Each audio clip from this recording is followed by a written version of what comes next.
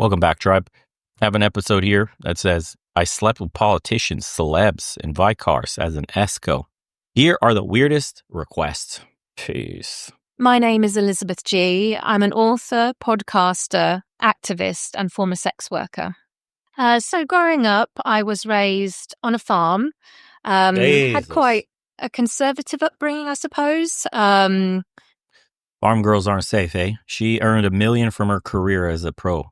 I didn't really talk openly about sex or relationships, that kind of thing. Working on my dad's farm from my early teens became quite important to me as well. It really installed into me a strong work ethic from an early age and how hard my dad worked. So I travelled to Australia shortly after I graduated from university with a BA in business and marketing. And when I graduated, I was adamant. I didn't want to go straight into the corporate world. So I decided to spread my wings. It was whilst I was in Sydney that I came across an opportunity to spread my wings, aka legs. work in an erotic massage parlour. Wow. And I just grabbed the opportunity. When I was working at the erotic massage parlour, I suppose the job description was massage therapist, but obviously it wasn't your regular massage therapist. It would have been more of an erotic massage therapist. And you didn't even give your degree a shot. You literally went to school and were like, nah, I ain't going in corporate world. I just did this college shit for shits and giggles, and now I'm going to go give guys $5 handies. What? Which was basically naked massages with a happy ending. Of course. And it was there where it all began, really. And I mean, in the beginning, it was a lot of partying, a lot of drinking and doing drugs and socializing with the girls that I worked with as well. They really kind of became like a bit of a sisterhood, kind of my family, really, as well as my work and social life. I returned to the UK from Australia when I was 29 years old. And I went straight into doing my master's, in acting. And It was whilst I was studying and I needed the funds to pay my tuition fees that we fall back on the tried and true. Spread the clammy open. I decided to upgrade from erotic massage to a full-service escort agency. In terms of clients, there was a real range. I started in working for the agencies, the escort agencies. It was kind of the lower end. So, Wow. It could be anybody, really. Anybody pays for sex. So you've got your doctors or lawyers, creatives, tradespeople. It really is anybody and everybody that pays for sex. So I got lots of weird requests working as a sex worker. There are so many, but the ones that kind of stick in my mind was... probably can't even watch this because it'll get demoed. So let's just stick over to roleplay. You want to see that full part? Go to the video. They can't act that out, so they come to a sex worker to act out that fantasy instead. But there's been lots of role plays over the years, being bent over the boss's desk and the secretary role play, as well as a lot of prostate massages. That always seem to be quite popular. Oh my God, we got to skip that part too. Working for agencies, let's go. You guys are such degens. Jesus Christ. When I worked for agencies, all the bookings were done through like a reception, and they would take all the bookings and do all the communication with the clients. Some agencies had like an app, and you get the booking come through via the app. Other agencies would just send like a WhatsApp text with the details, the client's name, how long the booking's for, and the fee. So at the height of it, I could have been earning anything between £2,000 or £3,000 a day, which is a lot, but also considering that it's a very unpredictable industry. So 1 week you can be earning thousands of pounds, and another week it's like tumbleweed. So I had to learn to really nest away my finances when times were good. Because I learned to understand that there would be a quiet period as well. So I was never taken on extravagant trips with clients, unfortunately. I think that's maybe the perception of sex work. It's not as glamorous as people think. It's not about getting, designer shoes or designer clothes as gifts all the time. Oh, that's the new age shit. That's called sugar babies now. You have them on retainer. These dudes are paying them monthly, weekly, whatever it is. And that's where they get all those gifts and all those trips. And you see they're constantly in hotel rooms. Their Instagram is full of travel stuff, but there's never any men on there. Yeah, bro, for sale. That shit's for sale. You DM them how much, whatever. Let's talk. Let's negotiate.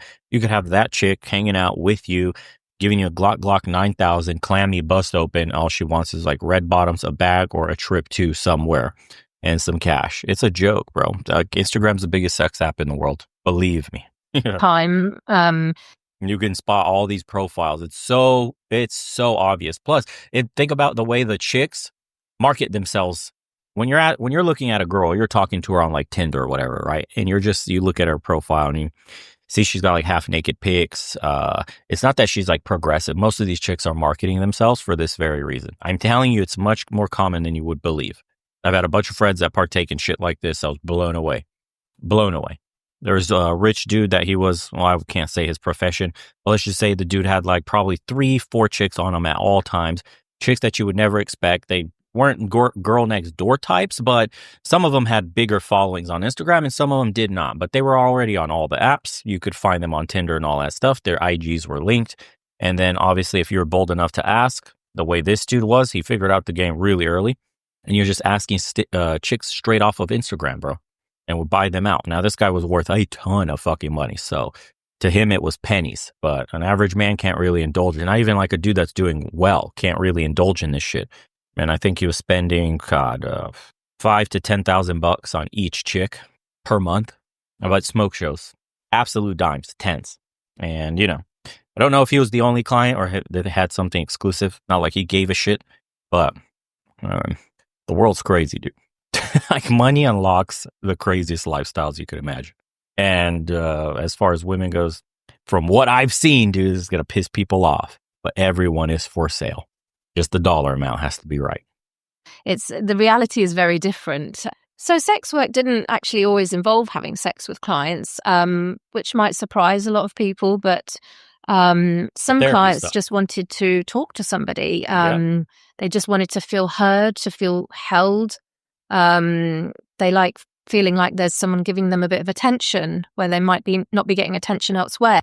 Oh, I was going to make a video on this, but we'll just cut it off here. You could watch the rest. I have a question for you guys that I'm curious to read on the comment section. So sex work, okay, that's a hairy topic for people. They're usually divided amongst like, no, that's disgusting, you're a loser, and hey, it's a fair transaction between two adults. As long as everything's legal, mind your business. Okay, cool. So you have those sides of the aisle. Okay, now what do you think the difference is? Because somebody brought this up in a comment section saying like a guy was simping because he was paying for it. He was paying for sex work, but with a twist. He wanted the girlfriend experience. So what he really said is, I travel to get the girlfriend experience and will pay for them to show me or give me intimacy that no girl would give me without obvious headaches. What do you think about the guys that just do it straight up, transactional style? We get the deed done, I'm out, don't care for your name, don't care about your life. Purely transactional, get my nut, and I'm on to the next whatever project in life that I'm dealing with. I don't got time for the rest. And then you have the dudes that are the lonely ones that are seeking intimacy and that will pay for the quote girlfriend experience. So these guys aren't okay with themselves, are not okay with being alone. They're not even okay with just sex.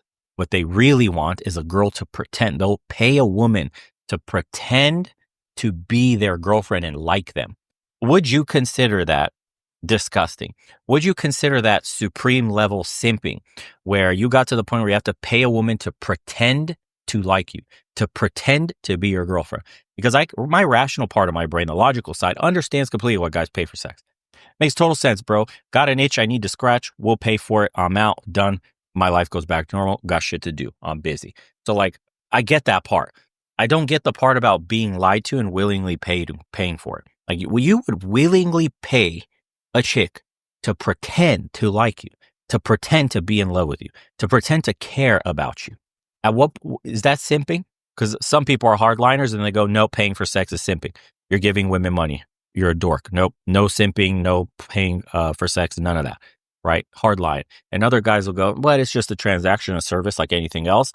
But what does everybody in all of these camps think about the lonely dudes that are paying for girlfriend experiences to be lied to? I think that's such an interesting conversation. I didn't even delineate that from sex work until I saw that comment. I'm like, oh yeah, duh, there is a difference. There's the purely transactional types, and then there's like the lonely dudes that want a woman to lie to them. And it's like, what's acceptable?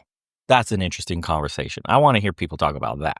And I don't know if we get enough responses and comments, I'll do a video on that specifically. Or if you guys want to send me emails about your experiences, maybe you did the girlfriend experience thing, maybe you just did the purely transactional thing. Your guys' thoughts. If I get some really cool responses or some stories shared, I'll keep it anonymous, by the way. Of course, I won't out you or anything. So if you do email me some personal stuff, I'll just read it here without any names, of course, or just change up the names in the story itself. But yeah, man, that may make for a really cool episode because the mentality of the man, I'd like to go dive in deep. I know why they do it, but just to hear the experiences of other men of why they went that way. Girlfriend, I want to pay for fake love, not sex, intimacy. Wow. Surely that'll be a spicy one. Anyways, appreciate you guys for tuning in. Links in the description below if you'd like to see this full episode, as well as subscribe to the second channel, dude. Been putting out some fire videos there too. Some of them are going viral. And as usual, see you on the next one, guys. Take care.